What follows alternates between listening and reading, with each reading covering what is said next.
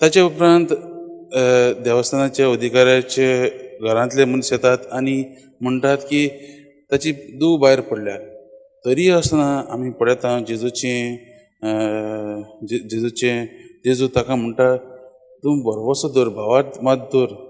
तरी आनी तो जायरस भावार्थ धरून जेजू वांगडा वता आनी आमी पळयत जाल्यार जेजू ताच्या दुयेक बरो करता.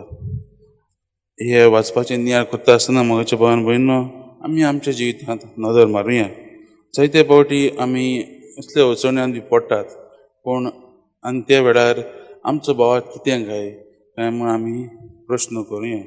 आमी देवाचेर जेजूचेर भरवोसो दवरला काय?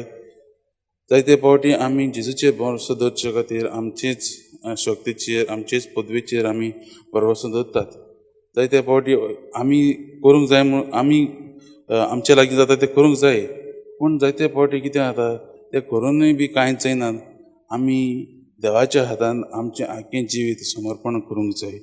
आयज हे दोनूय मनशांनी, जायरस आनी रगपात जाल्ले बायलेन, ती आमकां शिकयतात की आमी आख्खें जिवीत देवाच्या हातान सोडूंक गरजेचें. ती रगपात जाल्ली बायल 12 वर्सां सगळीं तेणी केल्लेलें.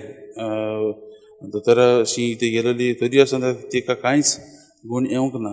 तरी आसतना ती आपलें आख्खें जिवीत जेजूचेर सोडटा. तेन्ना घडये जेजूचेच खबर आयकलेली आसतली, पूण ती जाणा जेजूच तिका बरो करतलो म्हूण. आमी आमच्या जिविताचेर नदर मारुया.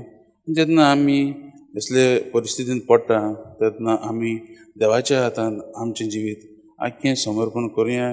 देवाकूच आमी आमच्या जिविताचो वयलो जागो दिवया आनी ताकाच आमच्या जिविताचो धनी म्हूण आमी मानून घेवया, जशें हे दोनी मनशांनी जायरस आनी बायलेन केलें ते भाशेन.